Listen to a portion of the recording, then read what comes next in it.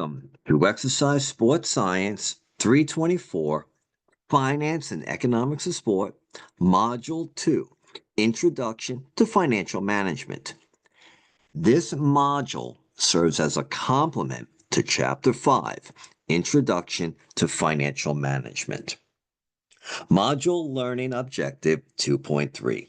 Utilize 4 methods of depreciation. So I've decided to take a different approach with this learning objective in this module. Instead of going through an Excel problem and depreciation problem in a traditional PowerPoint presentation, I decided to do this all in Excel, and also it will be available to everyone in our Canvas site.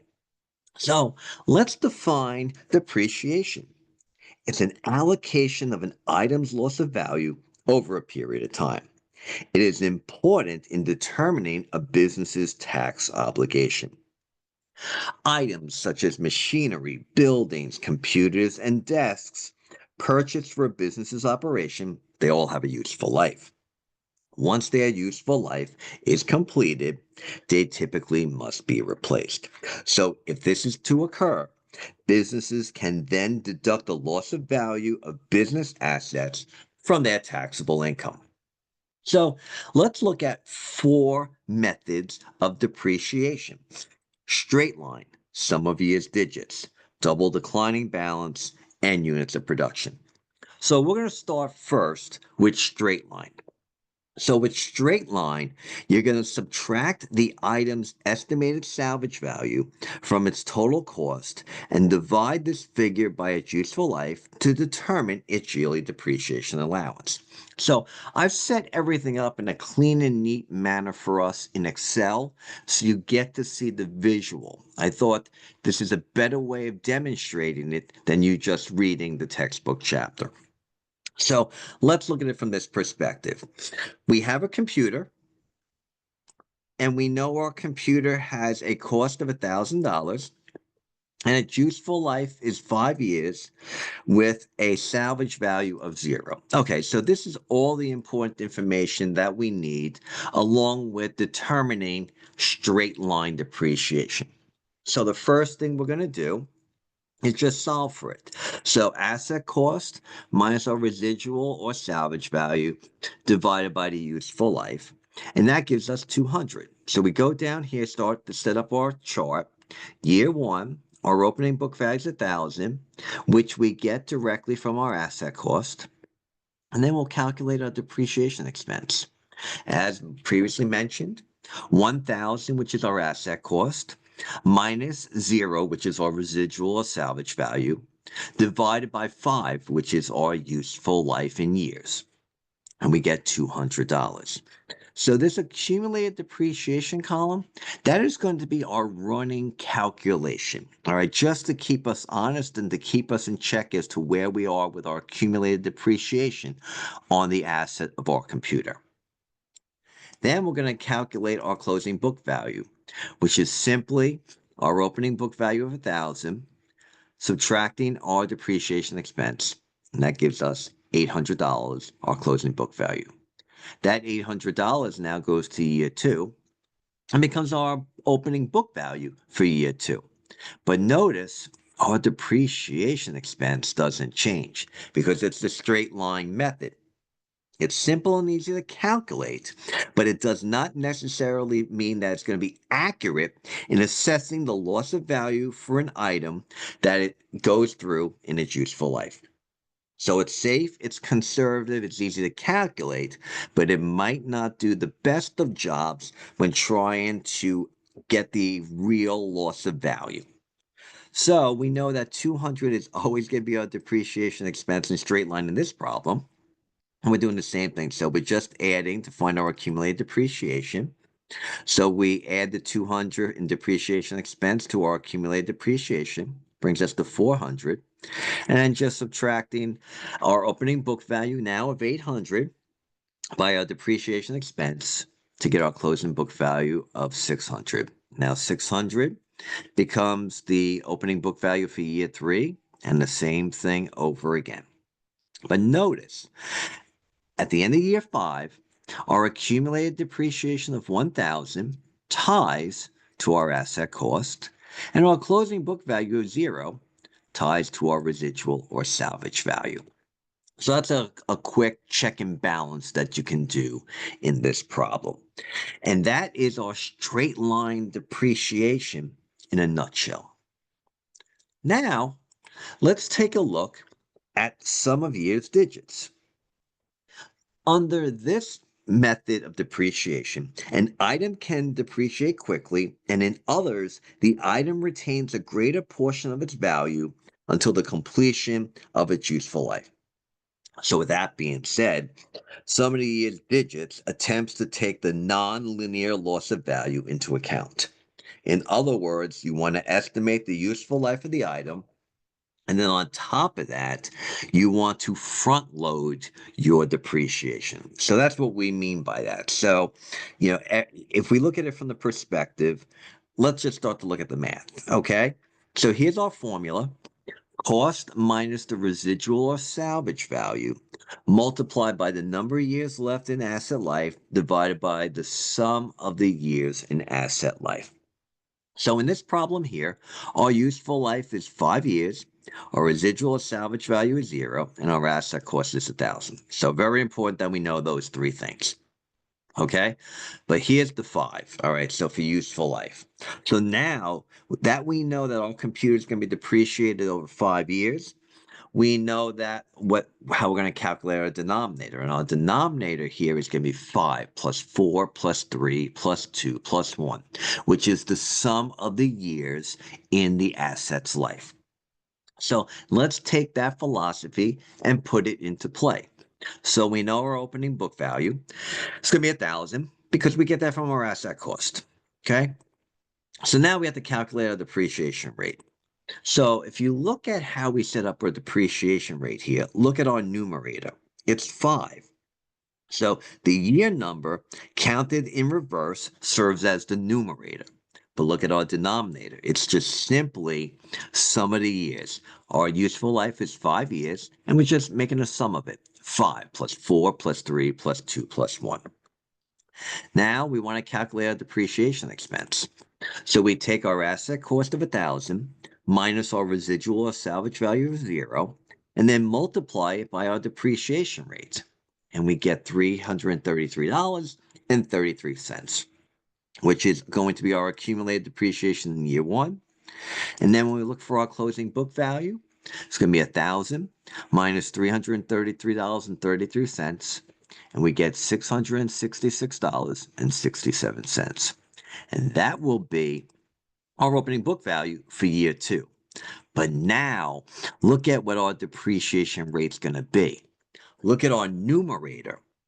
Our numerator is now 4, but our denominator stays the same. It's the sum of the years in the asset's life. 5 plus 4 plus 3 plus 2 plus 1. And now we're going to do the same thing.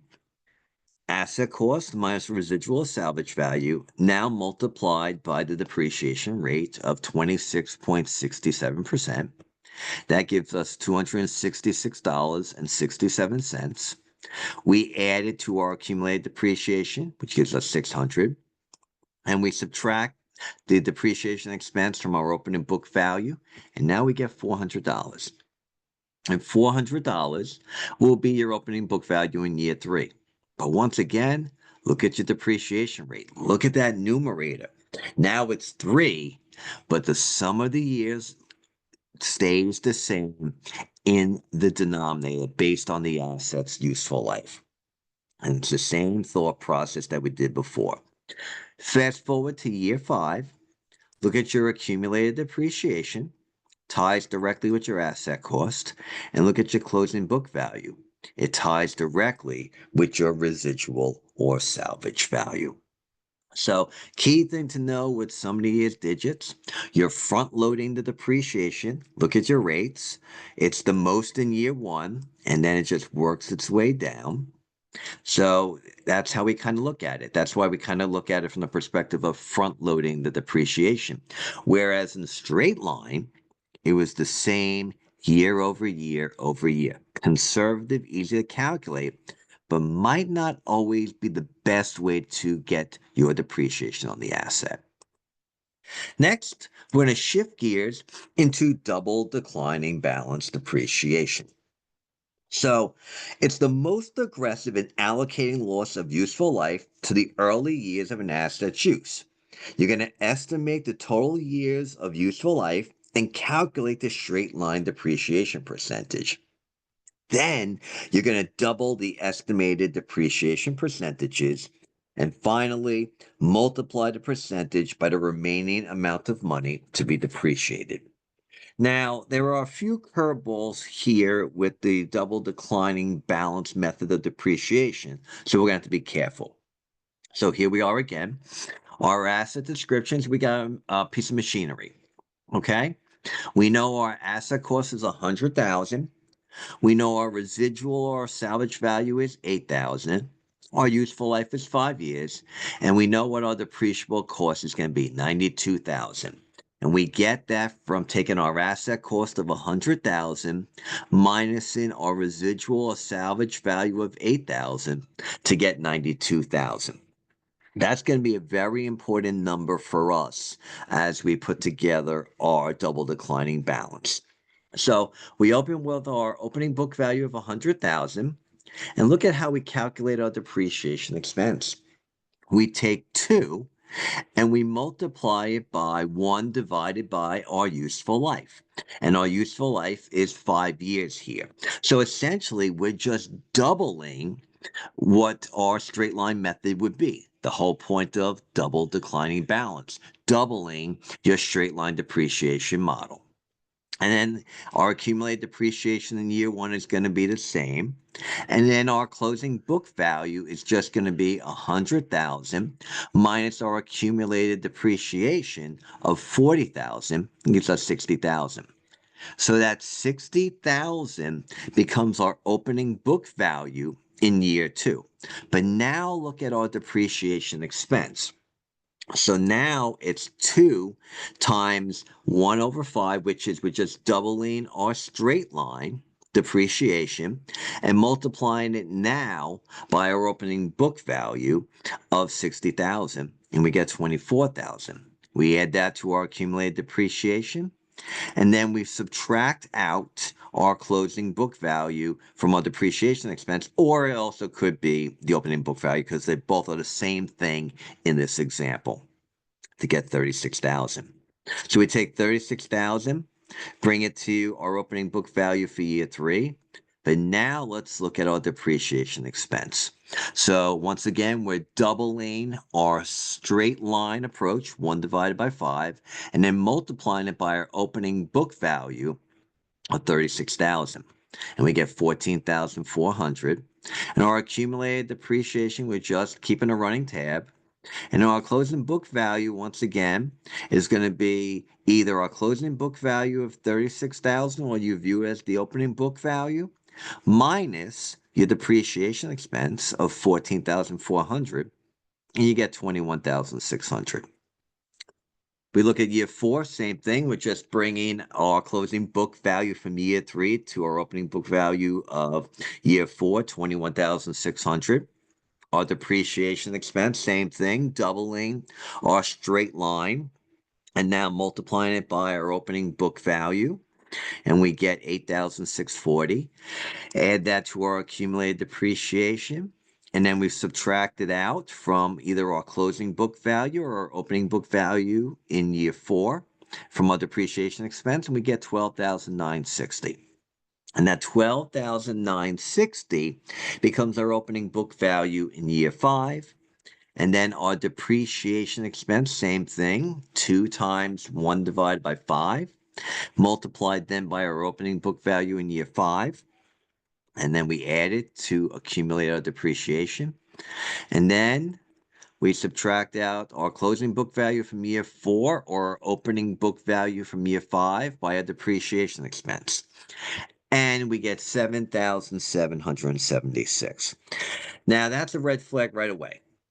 Because remember, we want to make sure that our accumulated depreciation numbers tie with a couple of different things. So we need accumulated depreciation and closing book value to be tying with two things here. So our accumulated depreciation should be tying with our depreciable cost, and our closing book value should be tying with our residual and salvage value.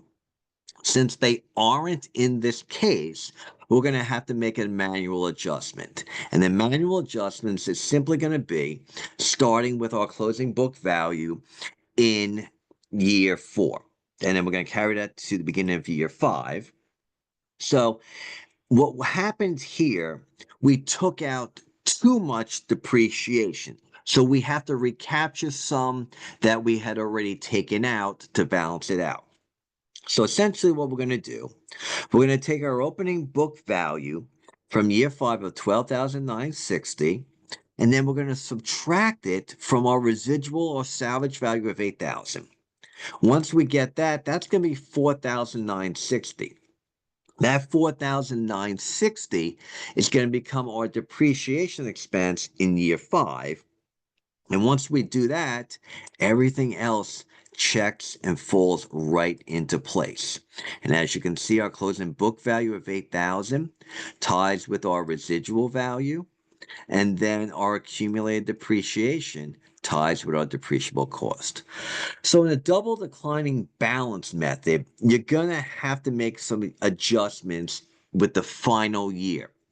It's either too much depreciation has been taken out and you have to recapture it, or not enough depreciation was taken out, which means you're going to have to take out more. So that final year is going to be some type of a version of an addition or a subtraction problem incorporating the residual or salvage value. So double declining could be complicated, and it has a mind of its own in a lot of ways. Our last model of depreciation, I think, is the easiest and the most effective, and that's units of production. It's the most accurate method for depreciation. You estimate the total number of items that will be produced by the asset during its useful life. You calculate the depreciation schedule by dividing the total number of items the asset will produce during its useful life. This resulting percentage is then multiplied by the original purchase price to determine yearly depreciation. So let's look at our example here. We have a copy machine. Okay, we're going to use the units of production model.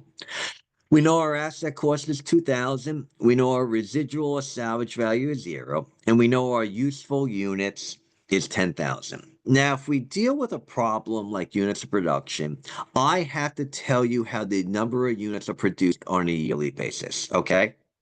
So this number, 10,000, I have to tell you how it's broken out per year. So I've done that here already for us in this problem. So the big thing we have to calculate is our depreciation per unit. So that's going to be our asset cost of 2,000 minus our residual salvage value divided by our useful units. And that gives us 20 cents. So to calculate our depreciation expense, we're just going to take our depreciation per unit of 20 cents and then multiply it by the number of units produced. Pretty straightforward. And that gives us here 600. And the same thing with our accumulated depreciation. We're going to keep a running tab. And then our closing book value, opening book value minus depreciation expense gives us our closing book value of 1,400. And then 1,400 becomes our opening book value in year 2. We know our number of units produced is 2,000 because I have to provide that to you. And we calculate depreciation expense. 2,000 times 20 cents gives us 400. We have our accumulated depreciation now of 1,000 because it's 600 plus 400. And our closing book value is just 1,400 minus 400. And we'll take a look at year 3. So 1,000, which is our opening book value in year 3, which was our closing book value in year 2. Our number of units produced is 1,500. So the depreciation expense will be 20 cents multiplied by the number of units produced of 1,500, gives us 300. We add that for our accumulated depreciation, and then we calculate our closing book value of 1,000 of our opening book value minus 300 over depreciation expense gives us 700. We continue doing that in this problem, and at the end, our accumulated depreciation of 2,000 ties directly with our depreciable cost of 2,000, and our closing book value of 0 ties directly with our residual or salvage value of 0. And that, everyone, are our 4 models of depreciation that we have discovered and studied in Module Learning Objective 2.3. Utilize 4 methods of depreciation. So congratulations, you have successfully completed this module.